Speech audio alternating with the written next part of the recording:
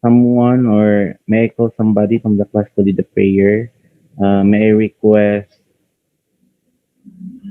Mr. Alvarez Julius to lead the prayer?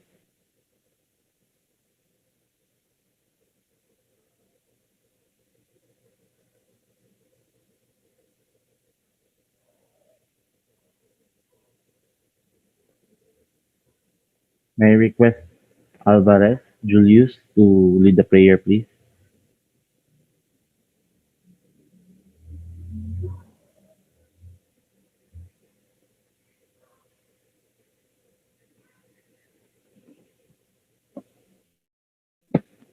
Again, may I request you, Julius, to lead the prayer?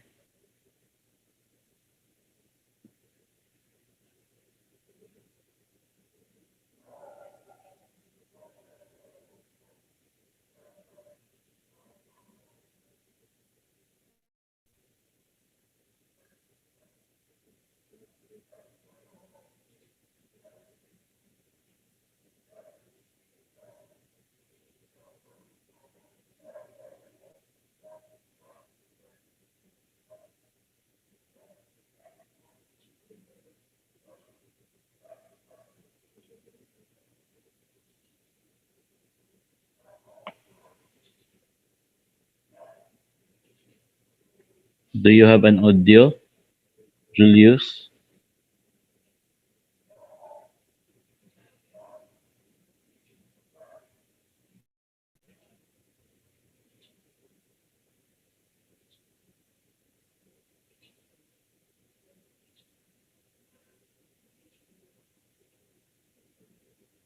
Okay, since wala mang response, Althea Marie, can you lead the prayer, please?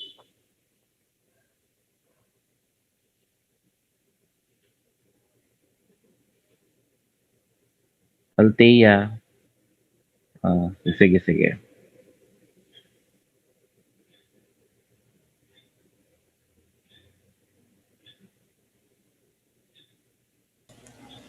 Good morning, sir. Narinig po ako. Yes, yes. Can you lead the prayer, please? Let us pray in the name of the Father, the Son, the Holy Spirit. Amen. Our Father, who art in heaven, hallowed be thy name. Thy kingdom come, thy will be done on earth as it is in heaven. Give us this day our daily bread and forgive us our trespasses as we forgive those who trespass against us. And lead us not into temptation, but deliver us from evil. Amen.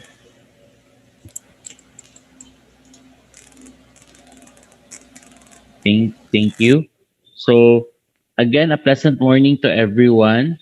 So, still, based on the number of participants, I think marami kayo from section A and B then since last time up to now, 16, 17 lang yung nag-a-attend ng ating meeting. So, is that mean na others are absent? Okay? Others are absent. So, I will mark them absent today, those who are not present without prior notice, even um, in the stream. For example, if ever na di kayo maka-attend kasi nga mahina talaga yung internet connection, and so please do have prior notice on that one, prior to our class. Okay. So for my discussion with this morning, I will just be noting my OneNote. No? I will just be using my OneNote. So your source in order to review this one is the video recording of this discussion, which I think ako na yung magsisend ng link kasi nga naka-zoom man ito. Okay? So please do have a review on the video recording as well. So hindi ko pa na-post yung quiz regarding our discussion last time. So last time we able to discuss regarding pharmacokinetics, no? The liberation, absorption, metabolism,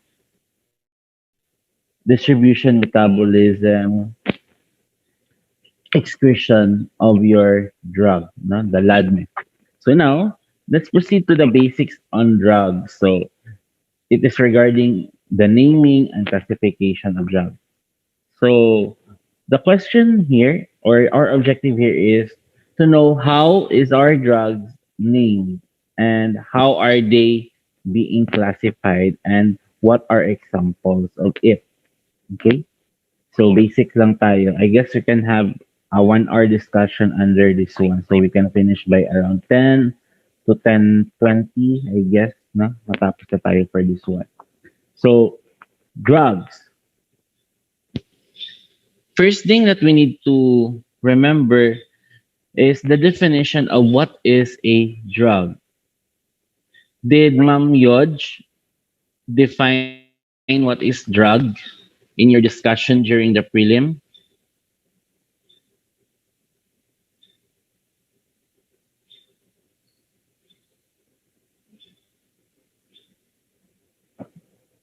Guys, is the definition of drug given to you by Miss Yodge or Miss Joy during the prelim, the introduction to your introduction to pharmacology? So first is to know what is drug, no? What is a drug? As a review, okay, yes. So as a review under this one, your drug, okay, is a substance, no? Is a substance, is a chemical substance that is taken internally or externally. So your drug is taken, okay, internally or externally, meaning inside our body or outside. Thus, it is defined as any substance used for, very important definition niya, okay, prevention of diseases, okay. Drugs are used in the prevention of diseases. It is also used for diagnosis in order to know what is the illness or condition of the patient. Ano pa? Of course, the main purpose of your drug is for the treatment of diseases, no? The treatment of diseases. And also, since one is ill, dapat ma-cure siya. And lastly, meron pa tayong isa under this one is the term mitigation. So my question here, among these the terms, no, prevention, diagnosis, no, this is diagnosis, no,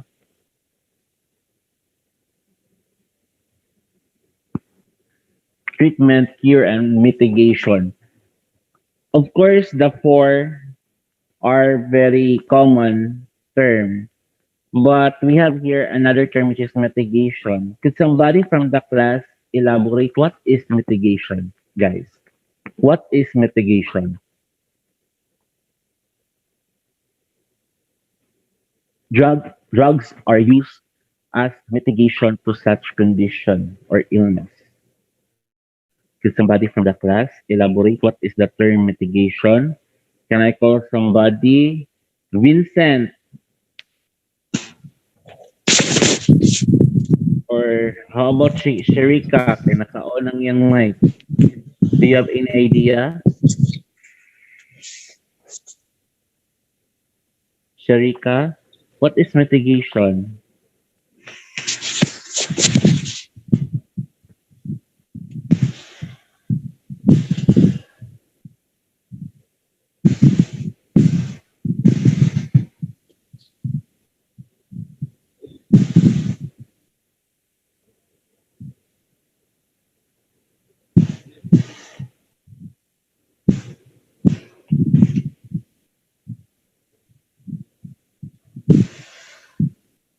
What is mitigation? Or yung gina-minimize ang loss. Okay, ano yan? We have here in the chat. If you cannot recite verbally in your mic, you can have it chat, no? Okay. So, minimize ang loss sa isa ka drug, reducing the severity seriousness, painful of something. Okay. So when we say mitigation, it is okay.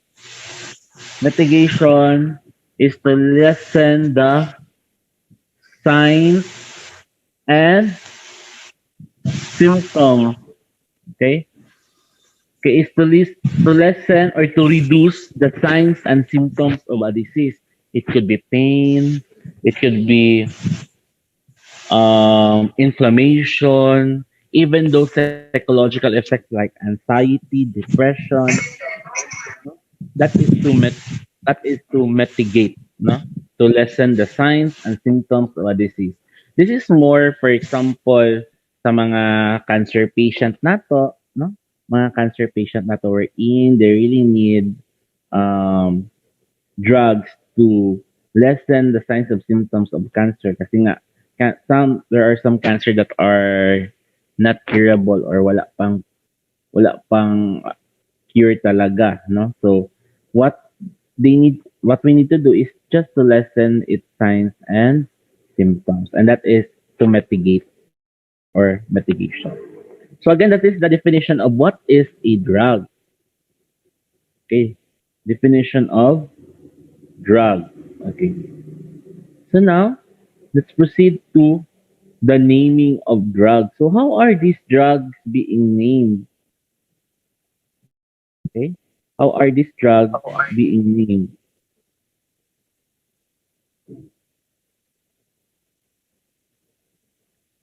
So drugs are being named. Okay, anong malalaman nyo? Sinong nakapunta na sa butika? When you go to mga pharmacy, pag inuutusan kayo or may binibili kayo na gamot, for example, ano yung tinatanong nyo in terms of gamot, in terms of the drug, in terms sa availability sa drug?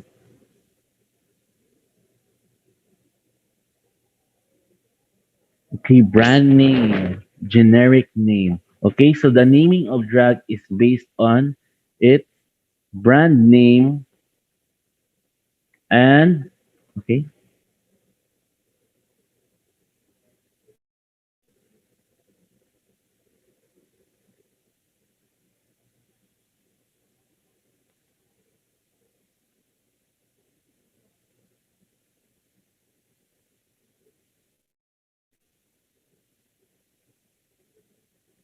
how to get rid of this one.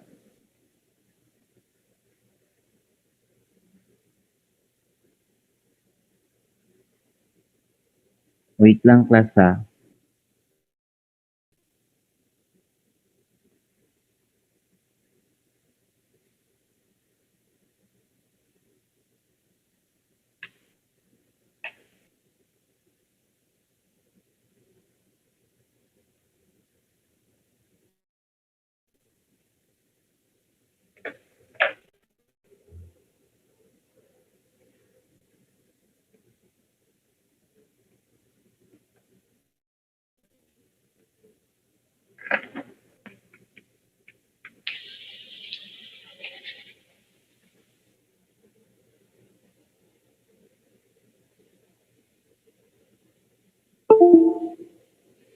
Yan. Okay.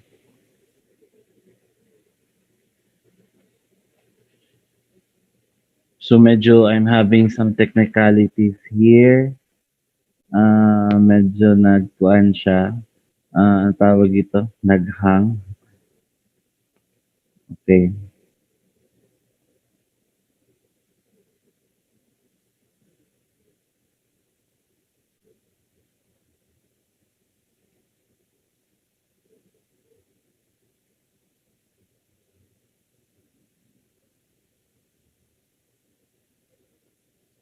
Okay.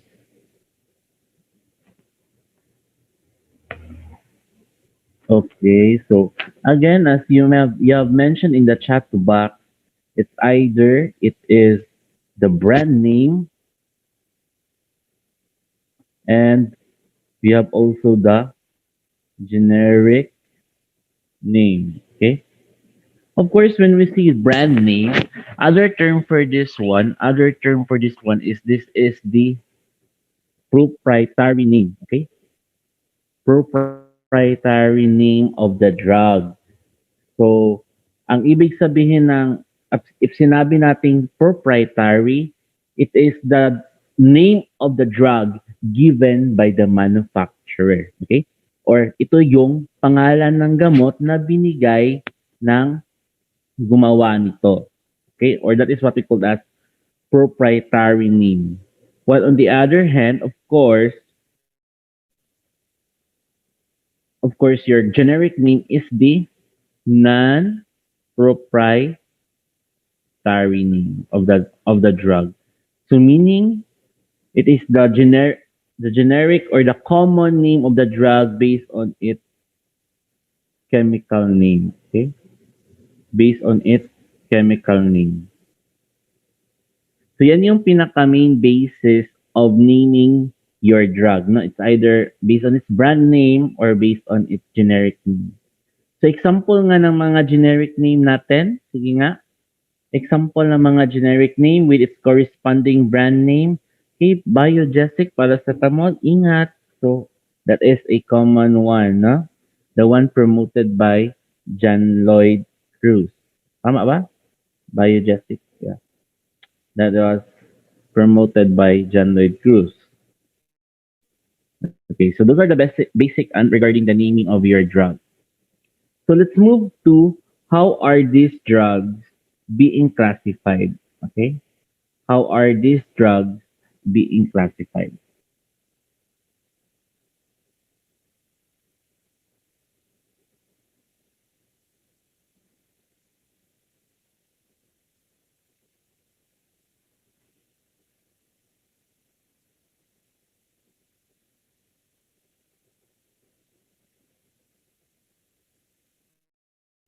So drugs could be classified into different means, no? Or again, drugs can be categorized or classified based on different means.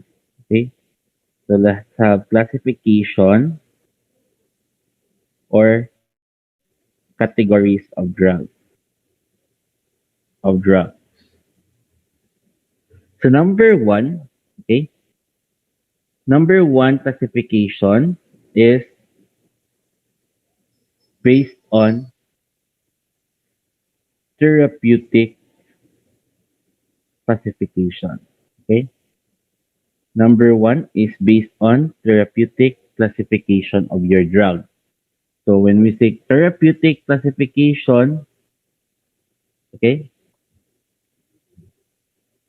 it means in terms of its use, okay, in terms of its usefulness, okay. Like for example, under therapeutic classification, based on its usefulness, no? So under therapeutic classification, we have, for example, ang use niya, for example, antihypertensive. Okay, that is a therapeutic classification, no? Antihypertensive. Okay, that is under therapeutic classification. Of course, when we say antihypertensive, its use is to lower what? Ano ang purpose ng antihypertensive class na mga gamot? Anong gina-lower niya? Okay, it lowers the BP or blood pressure. Okay, it lowers blood pressure. So that is under example of therapeutic classification. Okay, and then we have also another example, um, anti-angina. Okay, anti-angina drug. Wherein the purpose of this drug is to treat, okay, is to treat chest pain or angina, no? angina or chest pain. So still, the two of these two drugs have similarities in terms of the focus of its function. Okay? Ano pa? Isa pa, meron pa tayo. We have your example, anti-hyperlipidemic. Okay? Anti-hyperlipidemic. So your anti-hyperlipidemic is used for the treatment of in order to lower your blood, okay? Blood cholesterol. Okay? So iba yung para sa cholesterol, iba rin yung para sa pampababa ng BP ng isang tao. Okay? And then another one is we have also anticoagulant. This is another drug classification based on therapeutic use. And this is used to okay prevent okay blood clotting. Yes, tama ang imong ginaingon, no? Tama ang imong gimension, Angelo, which is okay. It is used para pampalabnaw sa dugo para dili siya magtiken, which pag once magtiken siya, especially pag na-ruptured tissues, then nag-bleeding, and then yun, those blood will thicken. No? Dapat dili siya magingana. Kaya kung mag-thicken siya together, mag-control siya, then it will lead to blood clot. And that blood clot would somehow clog in your blood vessels, and that would be the time that it would increase the blood pressure. So relate pa nga po sa relevant gapon sila. No? And what makes this fourth therapeutic classification is that what makes them common with each other or kanang relevant is that they serve focuses on okay, cardiovascular function. Okay, they serve their purpose based on cardiovascular function in our heart, no? For our heart, for our blood circulation. So that is the purpose, no? Its purpose. So that is the first one, therapeutic classification. Then we have the second one is your pharmacologic classification. Okay? The second one is pharmacologic, okay, classification.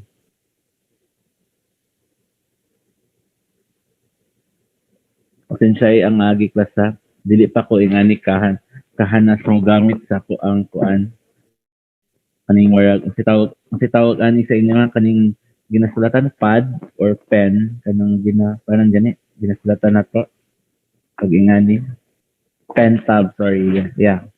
Hindi pa ako masyadong master kasi bago lang to dumating yung pen tab and I would like to use it for the class, no?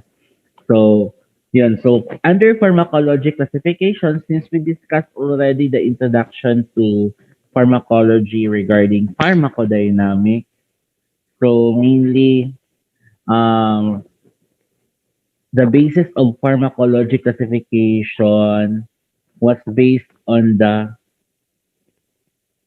mechanism of action. Okay? Or, di ba, unsa man asa siya na receptor nag-bind, unsa ang iyang gi-block na receptor, unsa iyang gina-inhibit, no, na action para maiwasan ang ana ng mga illness or sakit. Okay. So, example of pharmacologic classification is or are the following. So, example.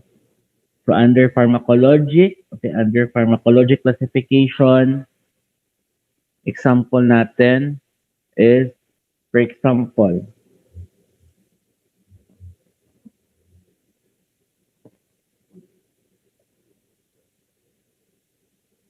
is your what we so-called as, for example, ito, based on pharmacology classification, vasodilator. Okay. When we say vasodilator, from the word vaso, which means blood vessel or vessel. Then we have the word dilator.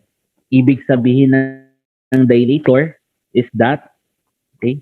Ibig sabihin ng dilator is that ikuanong siya, yung blood vessel from narrow or constricted, yung siyang ipa-open.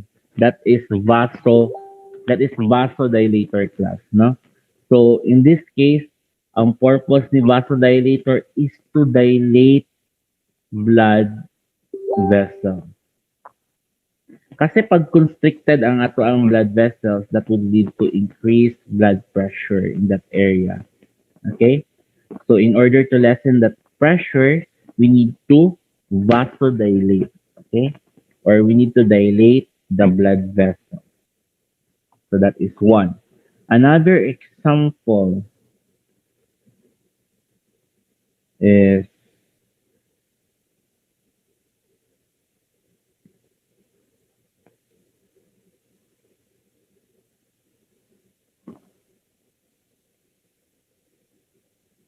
another drug classification based on pharmacologic classification is diuretic. Anong ibig sabihin ng diuretic class? Baka mayroong may alam sa inyo. What is diuretic? Para saan? Saan ginagamit ang diuretic?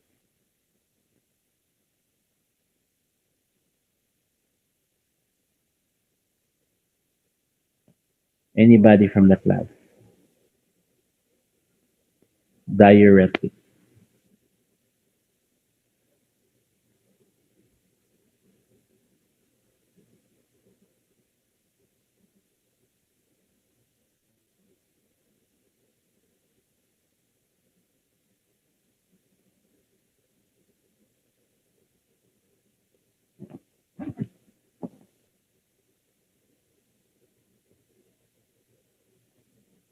Okay, pampa. Okay. Increase urine output, increase urine production. Okay. So the amount of water and salt will be expelled from the body.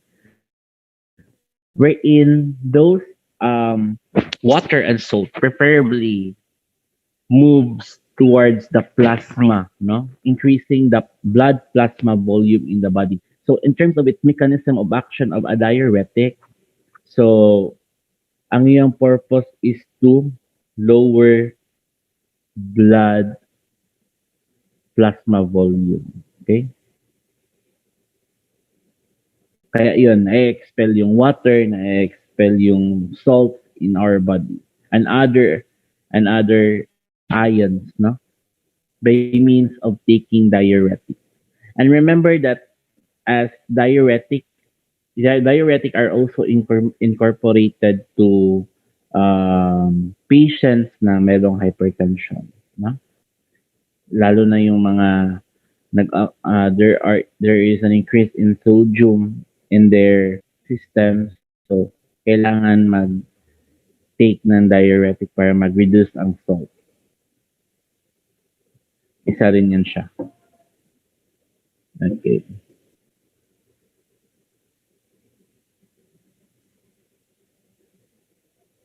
Another classification another classification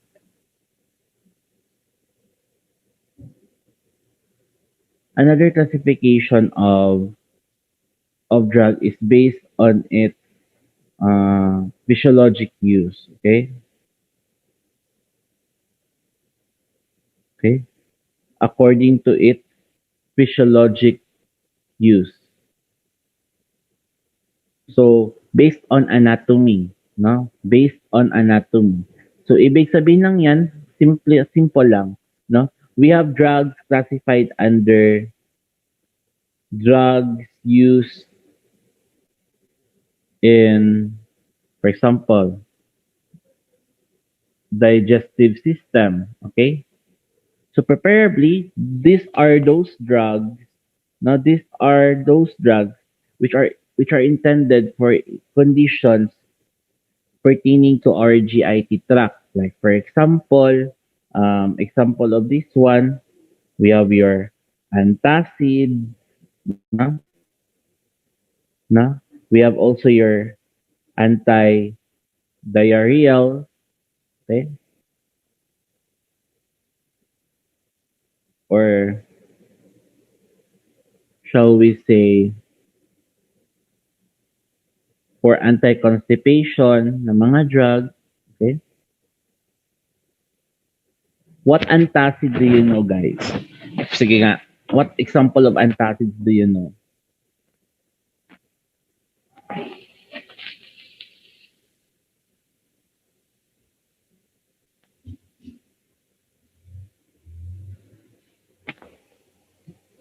Anong alam niyo na brand of antacid?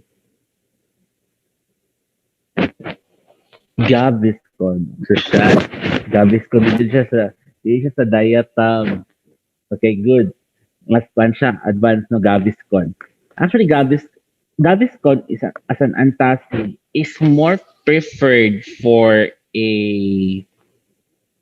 kanang sa mga kwan guys. What you call this?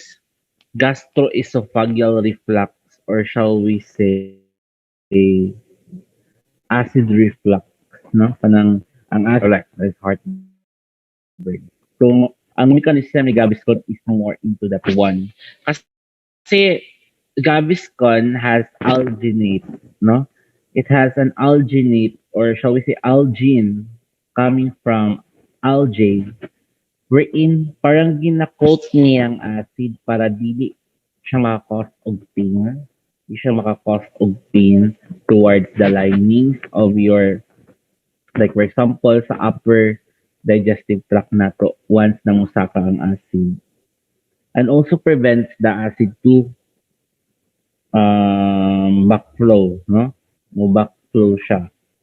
So parang gina-coat niya yung acid, no? Yan yung special pa niya, special activity ni Gaviscon. But still, it is used as an antacid. Other antacids like sodium bicarb, we have also, we have your diatabs, no? Your aluminum magnesium hydroxide. Yan.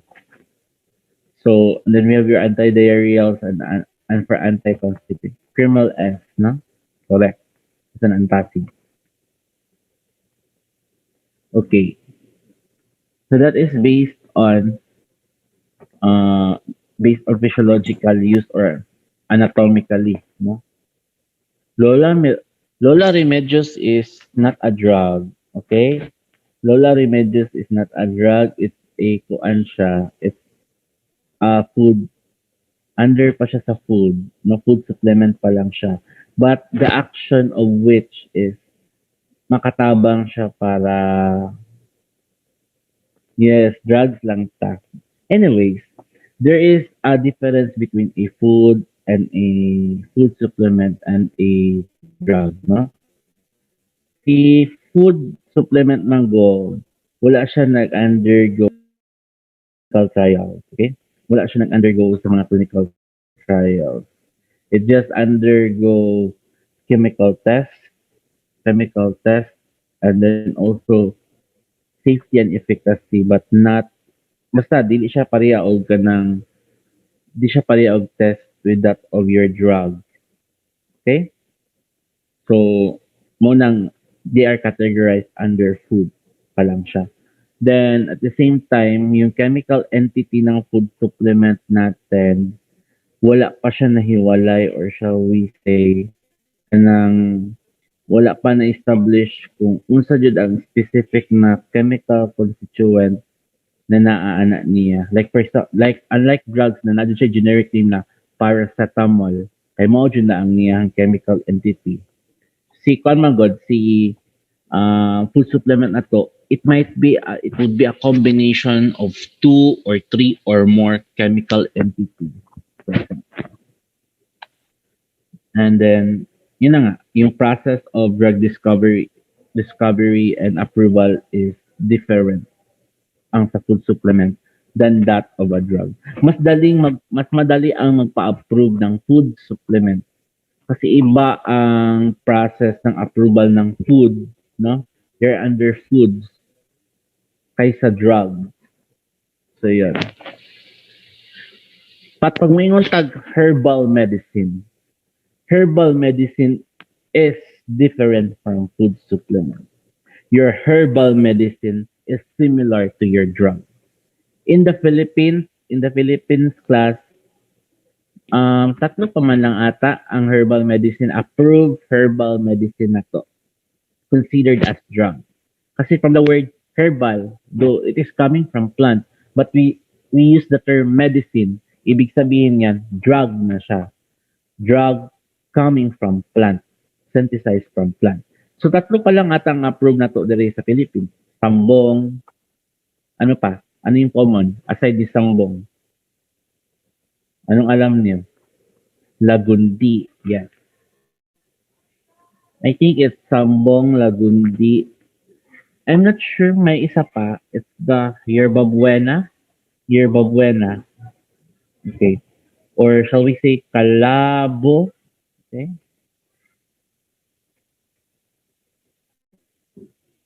Wait lang pa sa...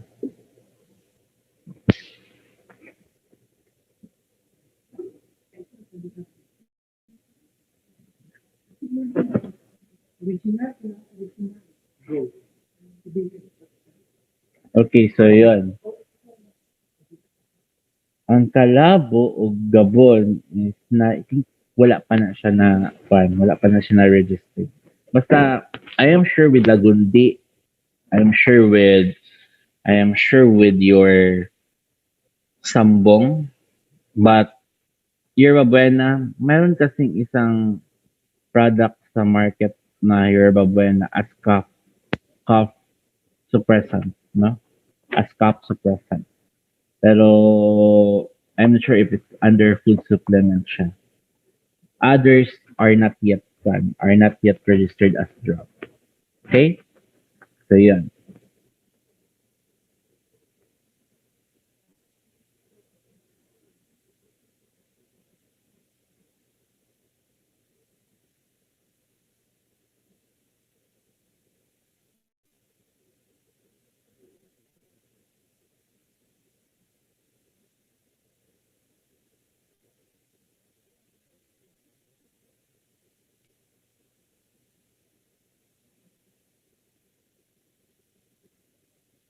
And then another means of classifying drugs.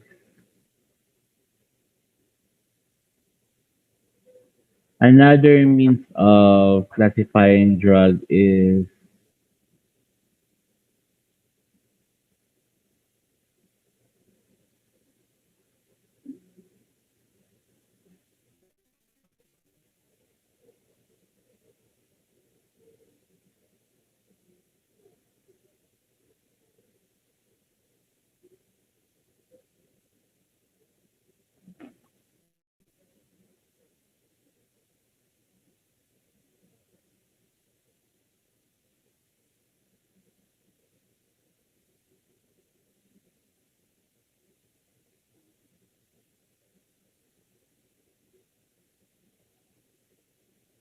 of course another means of classifying drug is either it is a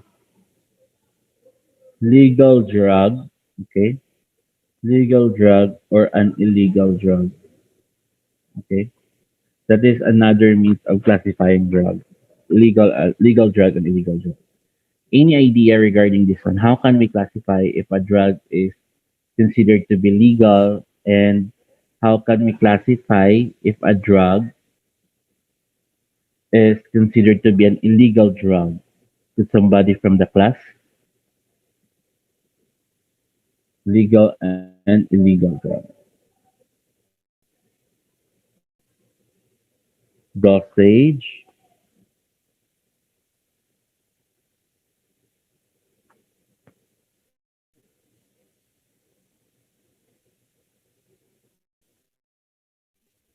ano pa? Any other one? How can we see that a drug is an illegal drug?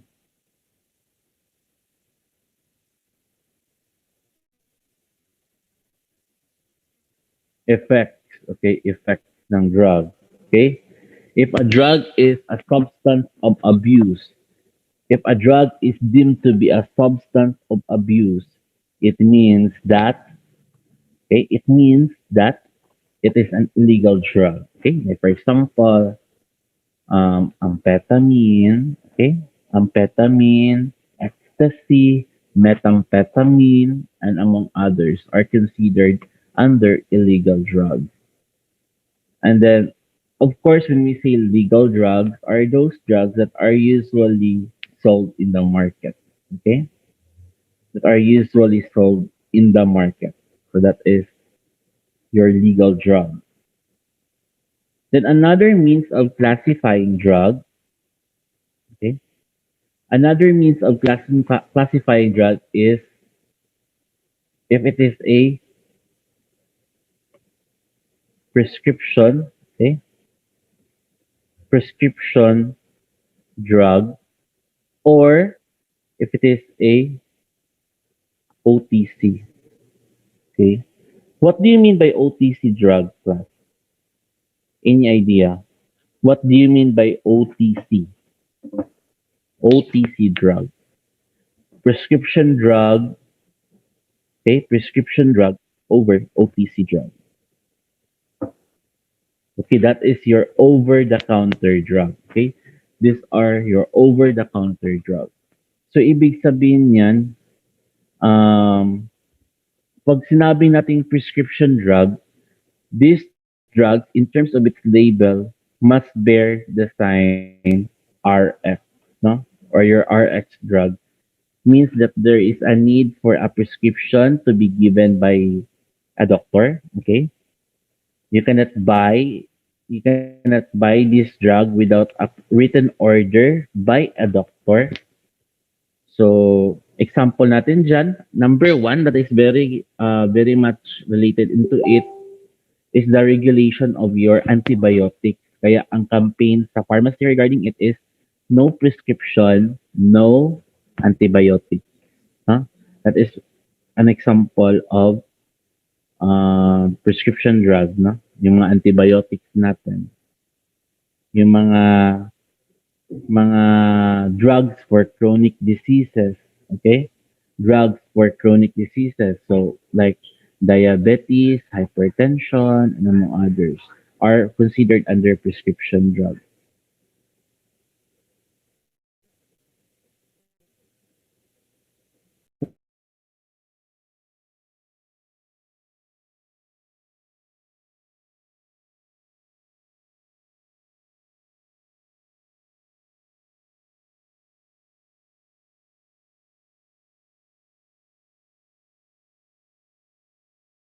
Again, going back, so that is regarding your prescription drug. When we say OTC drug, these are drugs that can be bought in the market without any prescription. These are those drugs that are commonly used for common illness like cough, colds, no, and among others. But ngayon class, sa amin, based on sa pharmacy regulation, meron na kaming pangatlong classification. We have the pharmacist, pharmacist only OTC, no? Meron na rin kami tinatawag na pharmacist only OTC. Bakit sinabing pharmacist only OTC? Kasi there are other drugs class na though it is for common illness, like for example, dizziness. So, or shall we say, allergies, no? Allergies. Like for example, we have cetirizine. Okay? Cetirizine in small dose is can be bought over the counter to somehow kanang manage allergic reactions. But then, at in some case, ang isa sa side effects sa to, ang anti-allergies like your cetirizine, is that it could cause you sleepiness, no? It would cause you sleepiness, and a pharmacist a pharmacist needs to advise patient regarding common side effects of the drug and what are the common precautions that he or she must do, not to prevent mga untoward incidents or accidents due to such intake of those mga pharmacist only OT. So ibig sabihin, these are those over-the-counter drugs that need instructions, need counseling pag ihatag siya sa patient. Na? Pharmacist only OTC.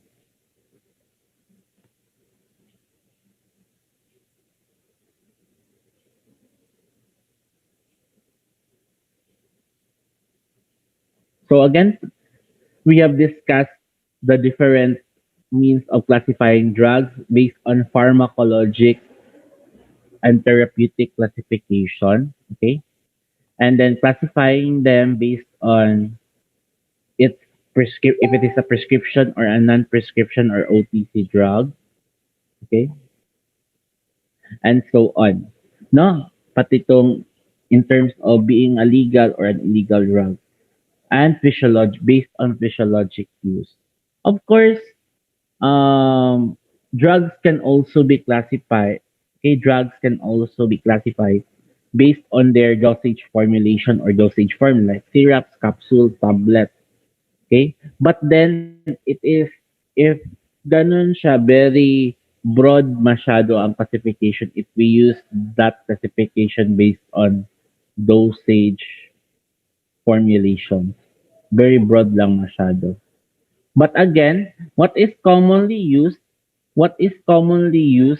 as means of classifying drug classification is by its therapeutic use and pharmacologic action. Okay? Therapeutic classification and pharmacologic action na classification. Yun yung mga pinaka-basic in terms of classifying drugs.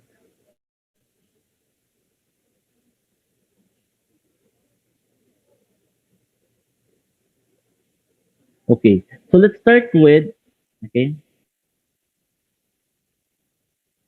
time check, it's 9:51, okay, 9:51.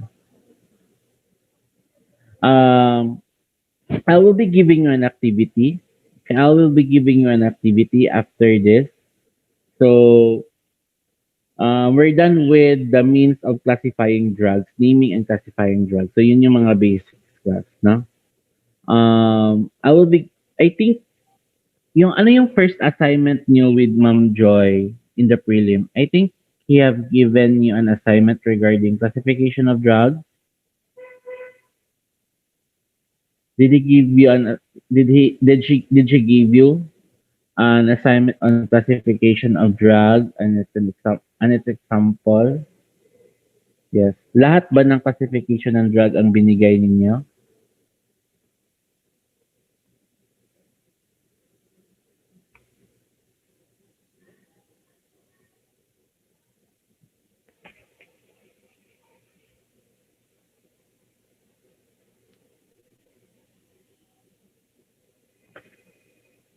Because I'll be ending my discussion muna under this one. No? Very short lang din siya na discussion.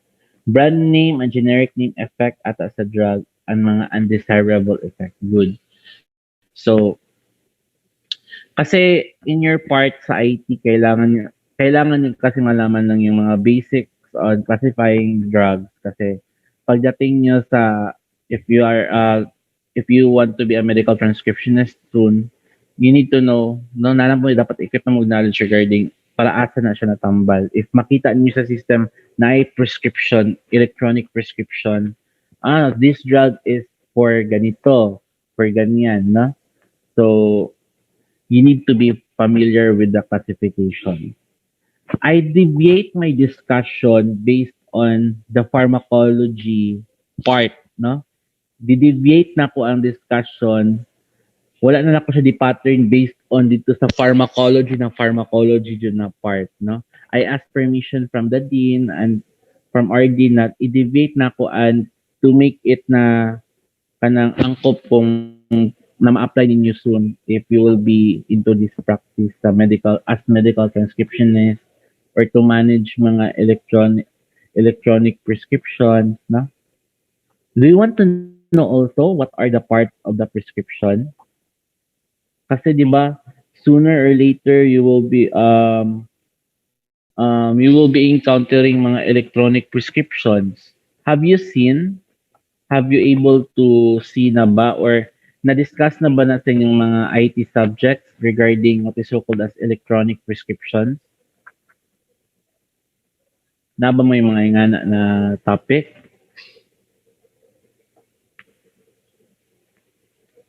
Yes.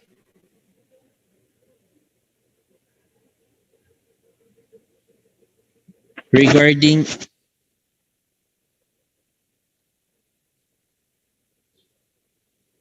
regarding kan ba? Regarding electronic prescriptions, have you discussed it in your other subjects sa IT? The term electronic prescriptions or e-prescription? Kasi nga, yun, as a medical transcriptionist, sometimes you will deal with mga electronic prescriptions. So, basically, you need to know the basic parts of a prescription. So maybe next meeting next week, no? Um, I will be sending another video discussion in continuation to this one, but the discussion in the video will focus on telemedicine goal. Okay, lahi man gud ang telemedicine is different from that of kanang kuan of e-prescription. Okay? Si e-prescription is electronic kwan siya, electronic prescription. It might be a picture of the prescription, digitalized prescription siya, kanang reseta sa doktor. Then of course, it will be transcribed electronically. Then of course, as a medical transcriptionist, you need to know what is in the prescription, no? Unsa na siya na naman yung mga basic na mga words, basic symbols, ng mga basic na mga abbreviations that you need to know. So I think it's a must na may bawaan ninyo na siya. Good, no? Maybe I can assign that one next on Tuesday next week. Na mga common abbreviations, part of the prescription, kailan ba magiging erroneous ang isang prescription, violative, or impossible siya na prescription.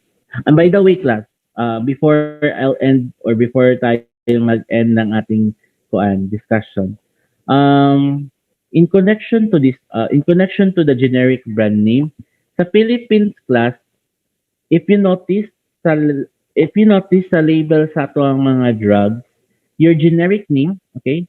The generic name is always above the brand name. Okay? It's always above the brand name and it is the one, okay? It is the one enclosed with a box. Have you noticed it? Sa mga tambal na yung ginainom and whatsoever na ginapalit ninyo, ang generic name na to always naka-box. Always na siya naka-box. Then, mas clearer compared sa brand name. And brand name is below the generic name. Okay? Brand name is below the generic name.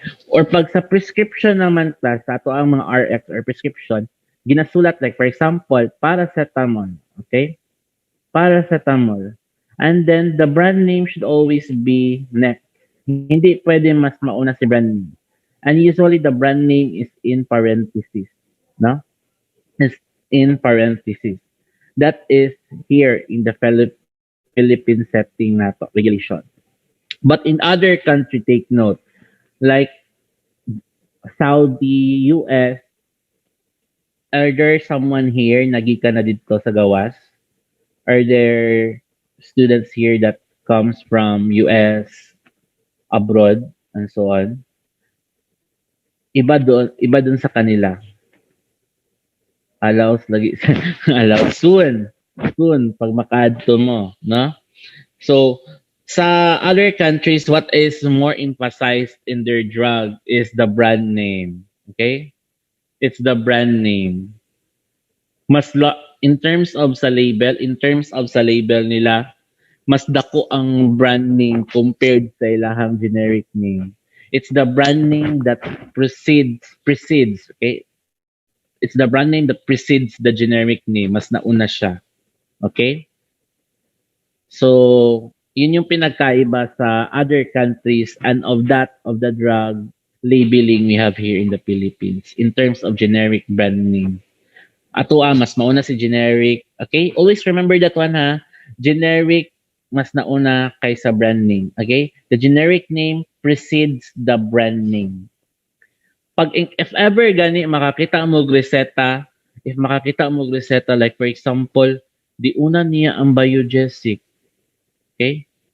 Biogesic and then kuan. Biogesic and then ang iyang di kuan,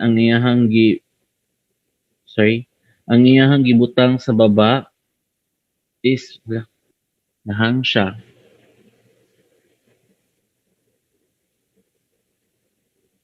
Am I still clear? Marinig niyo pa ako?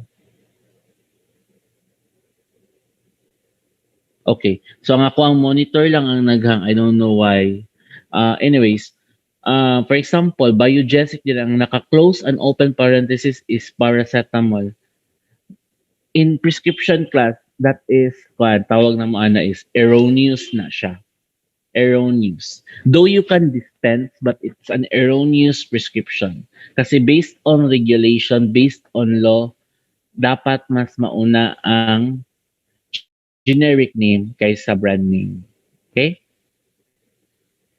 So muna siya sa Philippines. And that is what we call generic dispensing. Munang ginatawag na muna generic dispensing kasi dapat mas mauna ang generic.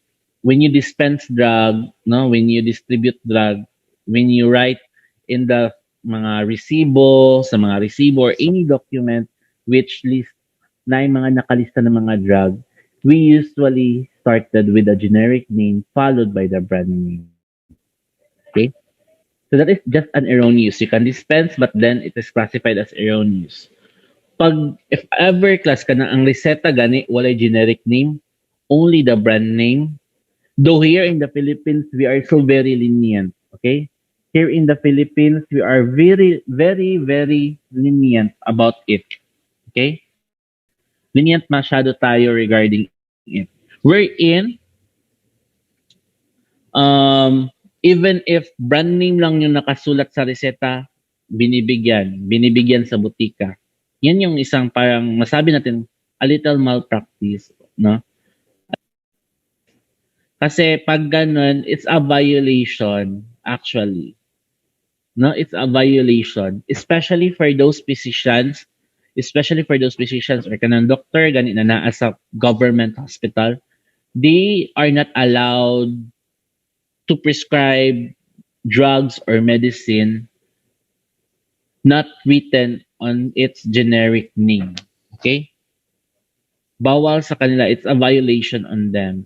Pwede man na generic name, then brand name, but never na mara siya nagkuan, mara siya kanang promote of a common brand or kana lang jud ang palito nimo. Then of course when it comes to government, in terms of healthcare, it needs to be kanang ba? It needs to be affordable. Drugs must be affordable to people. So you should not emphasize brand name, but rather generic name so that patient could choose as to what would be their preference, no, in terms of the amount or price of those drugs. So yun. It's a violation na brand name lang yung nakasulat in a prescription. Okay? So yun, I will be discussing that one next meeting. No? I-discuss ko yan sa next meeting. Okay, so far, any questions, class? So far, any questions regarding our discussion? Simple lang, basic lang na to ang discussion.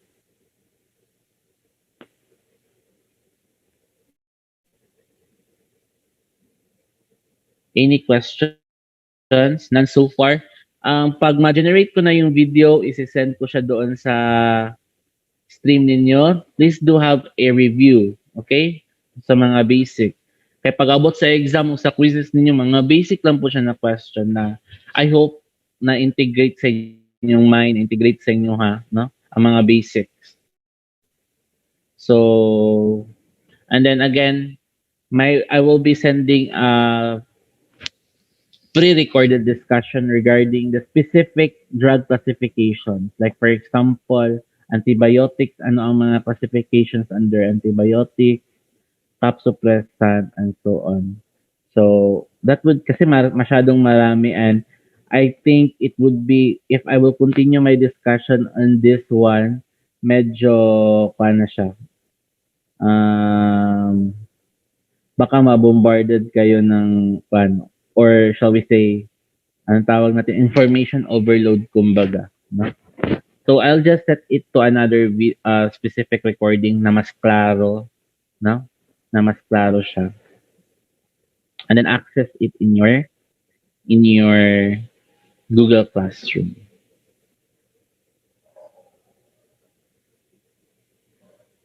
Okay.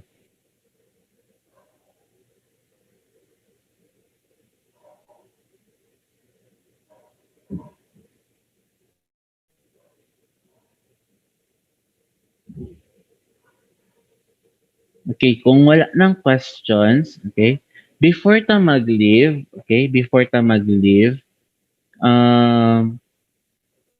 who among you here is capable na mag-screenshot ng class natin because my screen is still nakakuan pa rin siya. Parang naghang siya. Okay?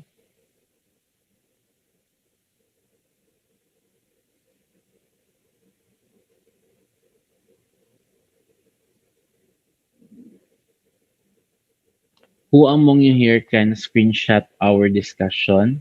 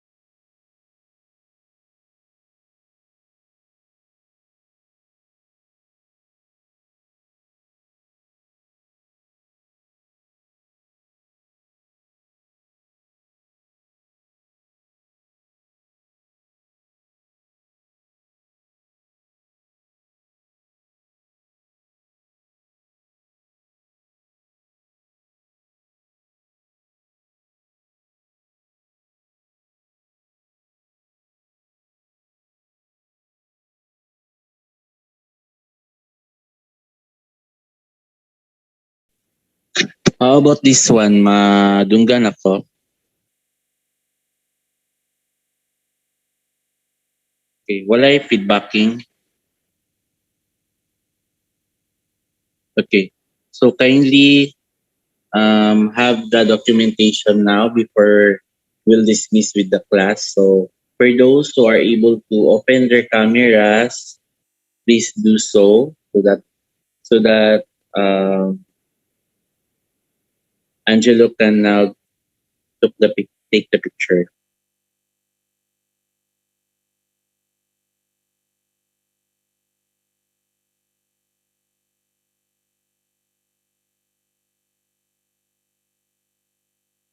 So naka-picture na.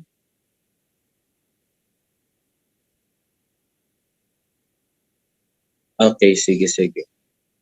Medyo ambot na jud, di na ko makuha ang ano, ako ang nagkuha na siya, nagpilit na siya ang ako ang screen. Anyways, I think ma-generate mo ng video anin niya. Okay? So with that, for this morning, dito muna tayo regarding our topic on the naming and classifying drugs. Okay?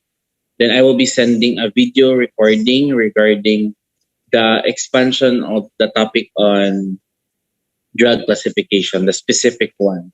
Okay, so please do look into your Google Classroom time to time. Okay, so before anything else,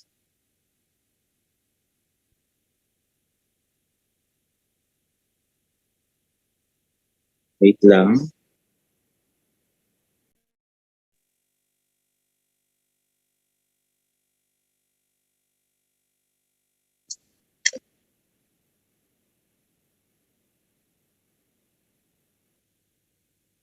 Kaya nag-screenshot ko sa yung attendance pod, diri